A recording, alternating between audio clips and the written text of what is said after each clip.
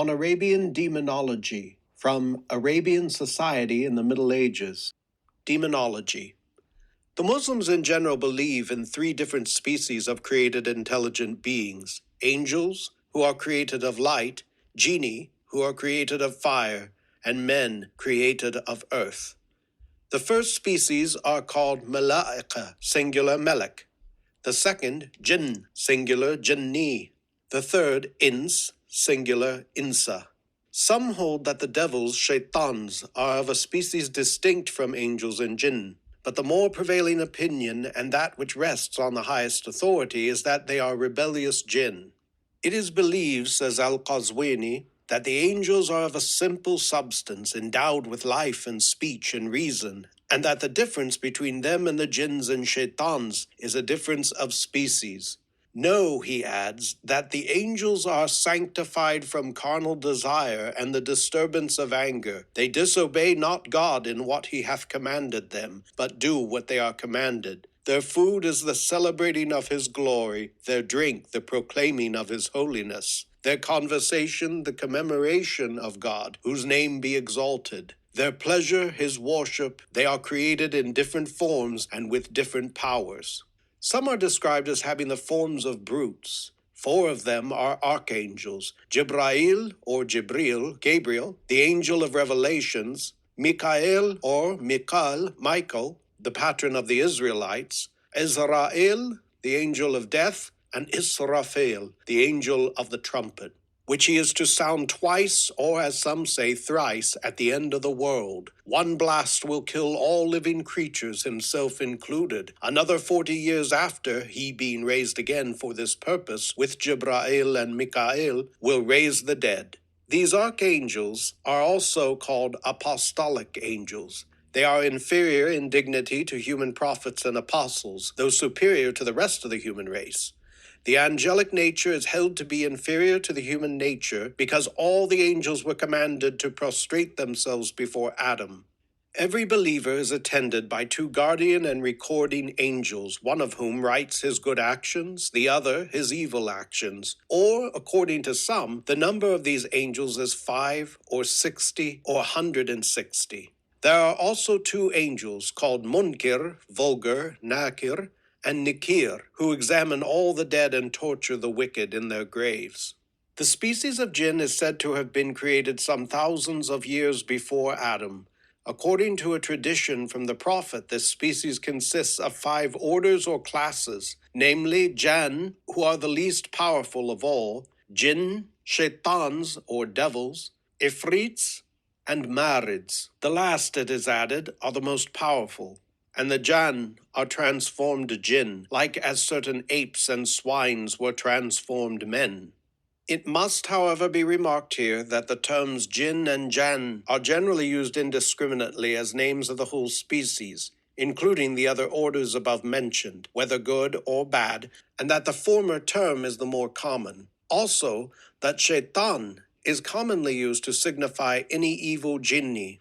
An ifrit is a powerful evil Genii, a marid, an evil Genii of the most powerful class.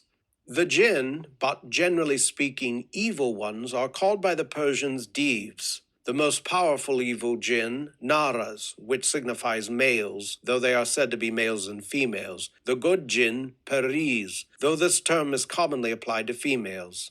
In a tradition from the prophet, it is said the jann were created of a smokeless fire. Al-Jann is sometimes used as a name of Iblis, as in the following verse of the Quran.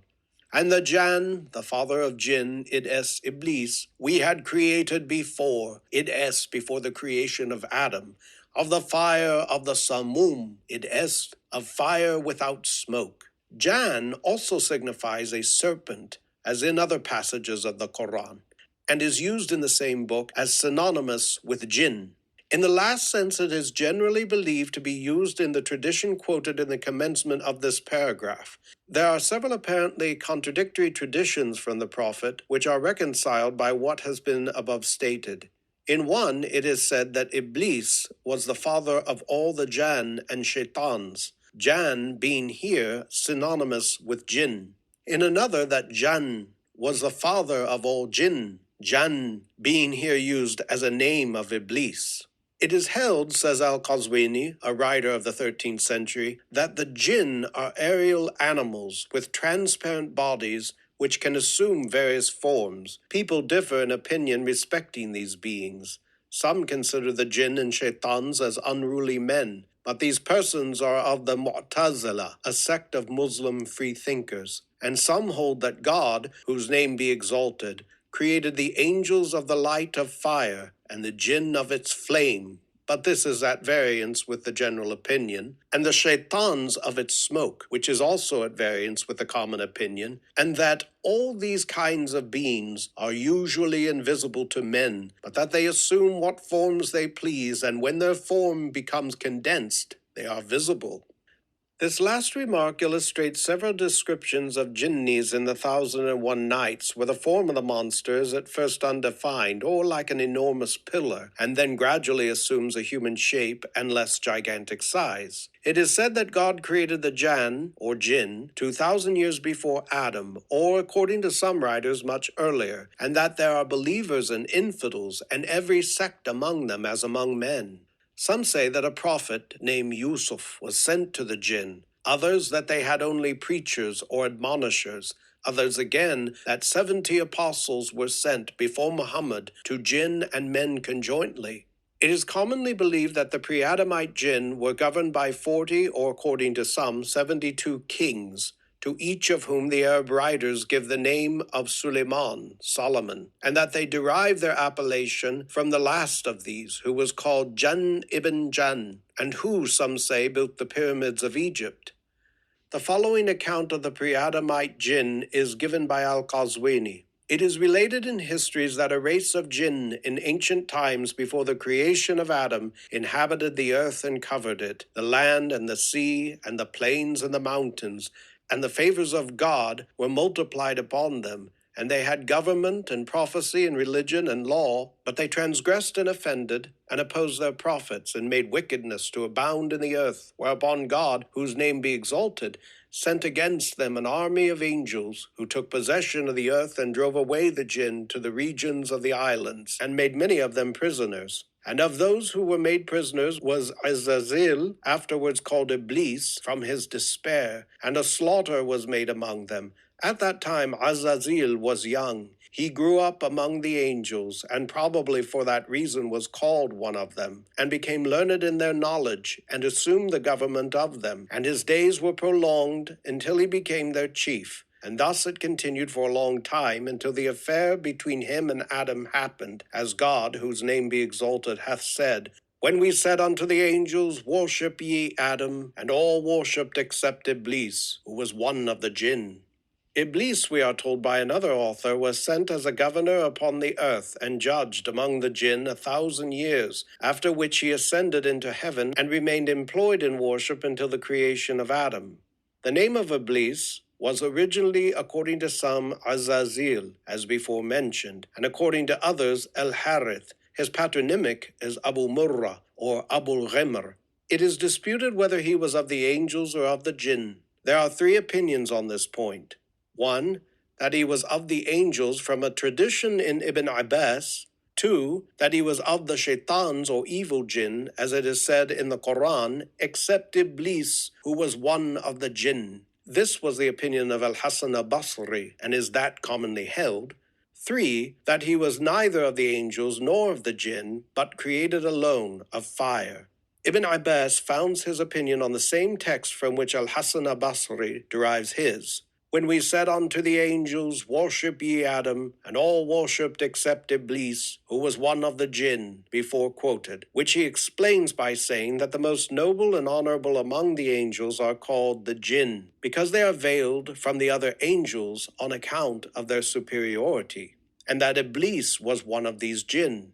He adds that he had the government of the lowest heaven and of the earth, and was called the Ta'us, literally peacock, of the angels, and that there was not a spot in the lowest heaven but he had prostrated himself upon it. But when the jinn rebelled upon the earth, God sent a troop of angels who drove them to the islands and mountains, and Iblis, being elated with pride and refusing to prostrate himself before Adam, God transformed him into a Sheyṭán. But this reasoning is opposed by other verses in which Iblis is represented as saying, "Thou hast created me of fire, and hast created him, Adam, of earth." It is therefore argued, if he were created originally of fire, how was he created of light? For the angels were all created of light. The former verse may be explained by the tradition that Iblis, having been taken captive, was exalted among the angels, or perhaps there is an ellipsis after the word angels, for it might be inferred that the command given to the angels was also and a fortiori to be obeyed by the jinn. According to a tradition, Iblis and all the Sheyṭáns are distinguished from the other jinn by a longer existence. The Sheyṭáns, it is added, are the children of Iblis, and die not but with him, whereas the other jinn die before him, though they may live many centuries. But this is not altogether accordant with a popular belief. Iblis and many other evil jinn are to survive mankind, but they are to die before the general resurrection, as also even the angels, the last of whom will be the angel of death, Azrael. Yet not all the evil jinn are to live thus long. Many of them are killed by shooting stars hurled at them from heaven. Wherefore the Arabs, when they see a shooting star, shihab, often exclaim, "May God transfix the enemy of the faith." Many also are killed by other jinn, and some even by men. The fire of which the Genii is created circulates in his veins, in place of blood. Therefore, when he receives a mortal wound, this fire, issuing from his veins, generally consumes him to ashes. The jinn, it has been already shown, are peccable. They eat and drink, and propagate their species, sometimes in conjunction with human beings, in which latter case the offspring partakes of the nature of both parents.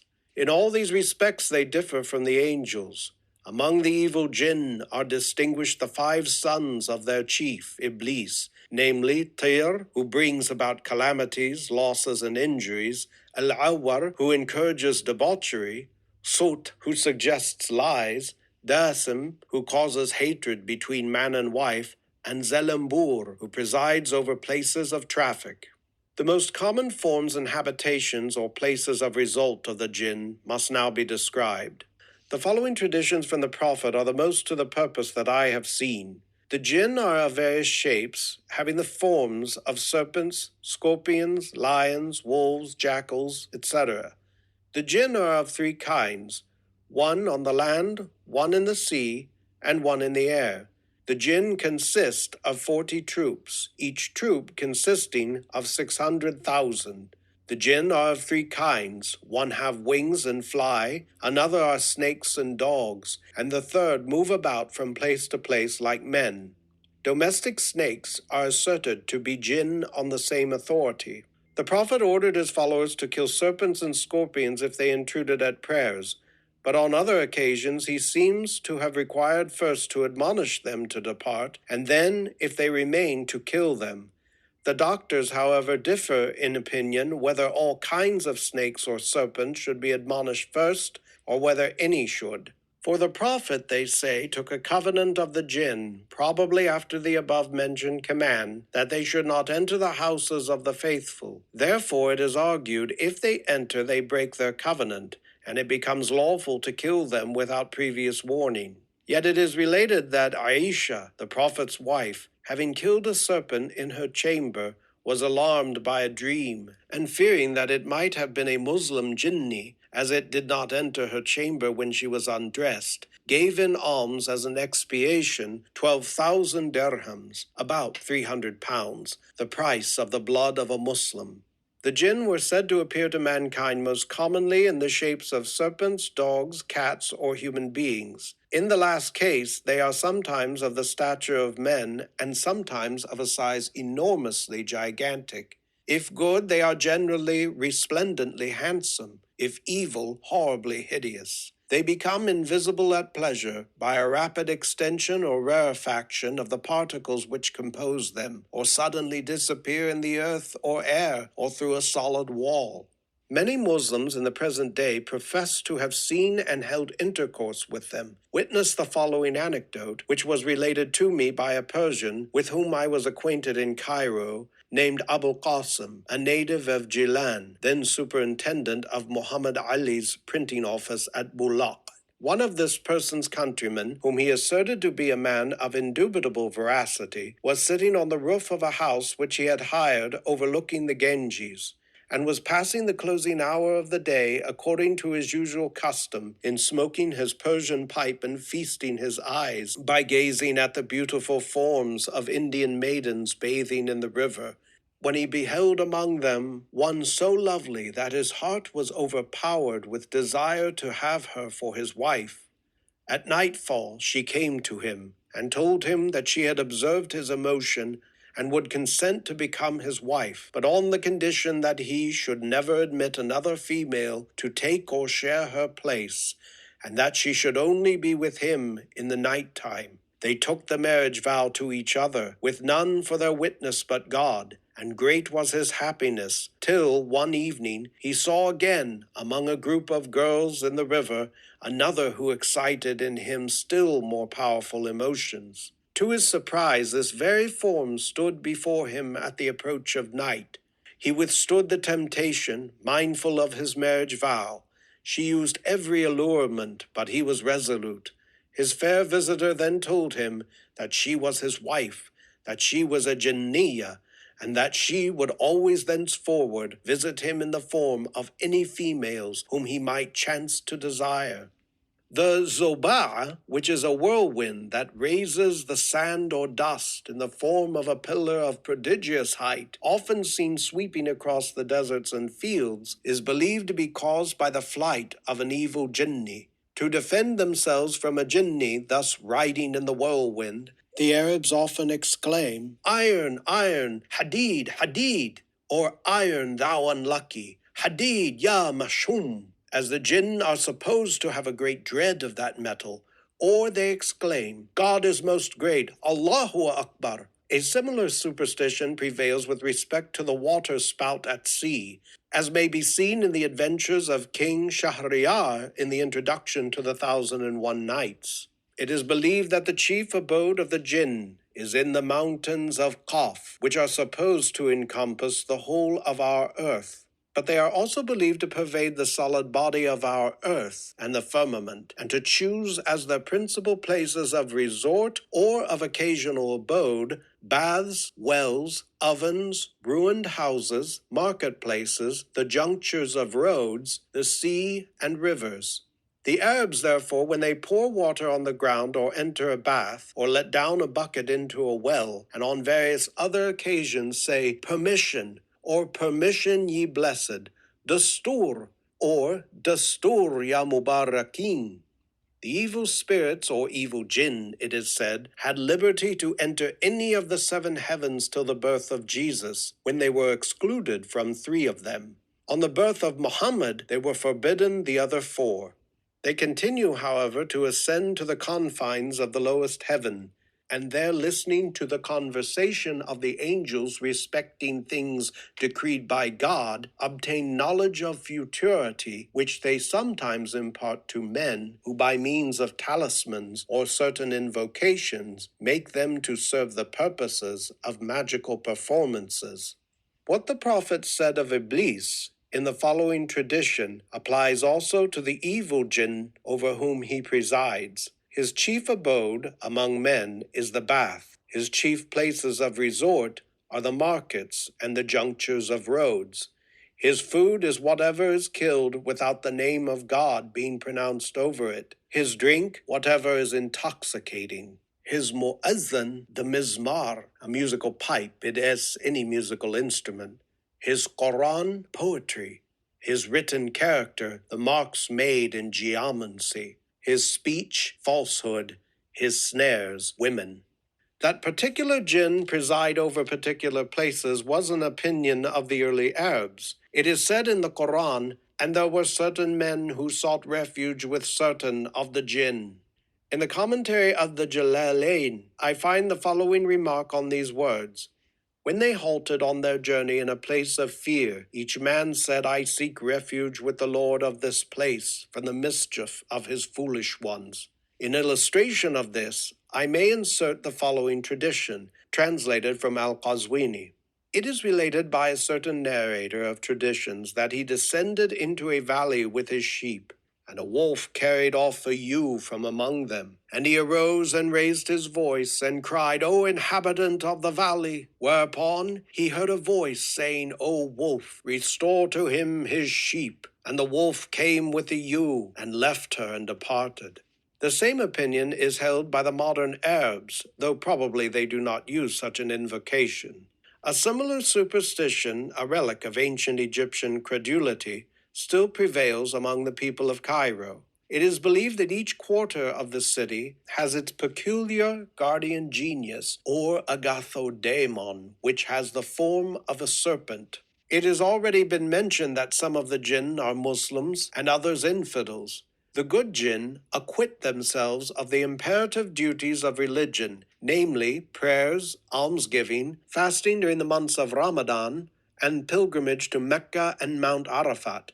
But in the performance of these duties, they are generally invisible to human beings. It has been stated that by means of talismans or certain invocations, men are said to obtain the services of jinn, and the manner in which the latter are enabled to assist magicians by imparting to them the knowledge of future events has been explained above. No man ever obtained such absolute power over the jinn as Suleiman ibn Daoud, Solomon the son of David. This he did by virtue of a most wonderful talisman, which is said to have come down to him from heaven. It was a seal ring, upon which was engraved the most great name of God, and was partly composed of brass and partly of iron. With the brass he stamped his written commands to the good jinn, with the iron, for the reason mentioned above, page 36, those to the evil jinn, or devils. Over both orders he had unlimited power, as well as over the birds and the winds, and as is generally said, over the wild beasts. His wazir, Asaf, the son of Barkhiyah, is also said to have been acquainted with the most great name, by uttering which the greatest miracles may be performed, even that of raising the dead. By virtue of this name engraved on his ring, Suleiman compelled the jinn to assist in building the Temple of Jerusalem and in various other works. Many of the evil jinn he converted to the true faith, and many others of this class, who remained obstinate in infidelity, he confined in prisons. He is said to have been monarch of the whole earth. Hence, perhaps, the name of Suleiman is given to the universal monarchs of the pre-Adamite jinn, unless the story of his own universal dominion originated from confounding him with those kings. The injuries related to have been inflicted upon human beings by evil jinn are of various kinds. Jinn are said to have often carried off beautiful women, whom they have forcibly kept as their wives or concubines. Malicious or disturbed jinn are asserted often to station themselves on the roofs or at the windows of houses and to throw down bricks and stones on persons passing by. When they take possession of an uninhabited house, they seldom fail to persecute terribly any person who goes to reside in it. They are also very apt to pilfer provisions, etc. Many learned and devout persons, to secure their property from such depredations, repeat the words, "In the name of God, the compassionate, the merciful," on locking the doors of their houses, rooms, or closets, and on covering the bread basket or anything containing food. During the month of Ramadan, the evil jinn are believed to be confined in prison, and therefore on the last night of that month, with the same view, women sometimes repeat the words above mentioned and sprinkle salt upon the floors of the apartments of their houses. To complete this sketch of Arabian demonology, an account must be added of several creatures generally believed to be of inferior orders of the jinn. One of these is the ghoul, which is commonly regarded as a kind of Sheyṭán or evil Genii that eats men, and is also described by some as a Genii or an enchanter who assumes various forms. The ghouls are said to appear in the forms of human beings and of various animals, and in many monstrous shapes, to haunt burial grounds and other sequestered spots, to feed upon dead human bodies, and to kill and devour any human creature who has the misfortune to fall in their way, whence the term ghoul is applied to any cannibal. An opinion quoted by a celebrated author respecting the ghoul is that it is a demoniacal animal which passes a solitary existence in the deserts, resembling both man and brute, that it appears to a person traveling alone in the night and in solitary places, and being supposed by him to be itself a traveler, lures him out of his way. Another opinion stated by him is this, that when the Sheyṭáns attempt to hear words by stealth from the confines of the lowest heaven, they are struck by shooting stars, and some are burnt, some, falling into a sea, or rather a large river, Bahr, are converted into crocodiles, and some, falling upon the land, become ghouls. The same author adds the following tradition. The ghoul is any Genii that is opposed to travels, assuming various forms and appearances, and affirms that several of the companions of the Prophet saw ghouls in their travels, and that Omar among them saw a ghoul while on a journey to Syria before al-Islam and struck it with his sword. It appears that ghoul is, properly speaking, a name only given to a female demon of the kind above described. The male is called Qutrub. It is said that these beings and the Ghadar or the Gharar and other similar creatures which will presently be mentioned are the offspring of Iblis and of a wife whom God created for him of the fire of the Samum, which here signifies, as in an instance before mentioned, a smokeless fire, and that they sprang from an egg. The female ghoul, it is added, appears to men in the deserts in various forms, converses with them, and sometimes yields herself to them.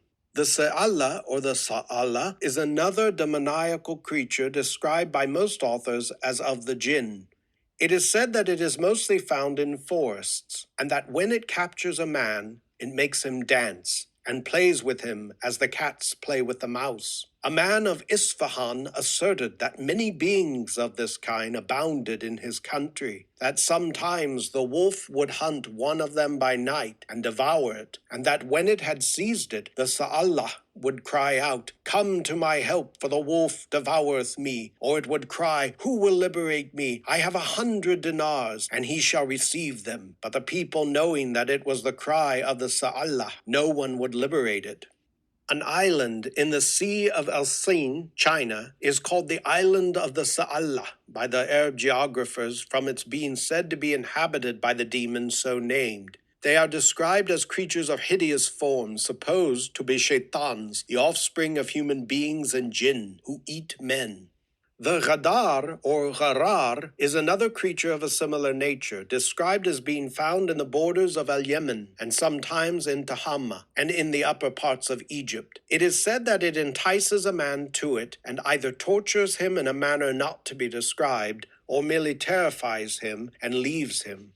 The Delhan is also a demoniacal being inhabiting the islands of the seas, having the form of a man and riding on an ostrich. It eats the flesh of men whom the sea casts on the shore from wrecks. Some say that a Delhan once attacked a ship in the sea and desired to take the crew, but they contended with it, whereupon it uttered a cry which caused them to fall upon their faces, and it took them. The Shik is another demoniacal creature, having the form of half a human being, like a man divided longitudinally, and it is believed that the Nesnes is the offspring of a Shik and of a human being. The former appears to travelers, and it was a demon of this kind who killed and was killed by Alqamah, the son of Safwan, the son of Umayyah, of whom it is well known that he was killed by a Jinni, so says Al-Qazwini. The Nesnes above mentioned is described as resembling half a human being, having half a head, half a body, one arm, and one leg, with which it hops with much agility, as being found in the woods of Al-Yemen, and being endowed with speech. But God, it is added, is all-knowing. It is said that it is found in Hadramaut, as well as Al-Yemen, and that one was brought alive to Al-Mutawakkil. It resembled a man in form, excepting that it had but half a face, which was in its breast, and a tail like that of a sheep. The people of Hadramaut, it is added, eat it, and its flesh is sweet. It is only generated in their country. A man who went there asserted that he saw a captured Nisnas, which cried out for mercy, conjuring him by God and by himself. A race of people whose head is in the breast is described as inhabiting an island called Jabba, supposed to be Java, in the Sea of Al-Hind, India.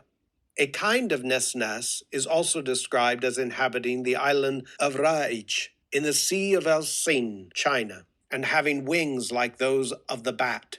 The Hatif is a being that is heard but not seen, and is often mentioned by Arab writers. It is generally the communicator of some intelligence in the way of advice or direction or warning.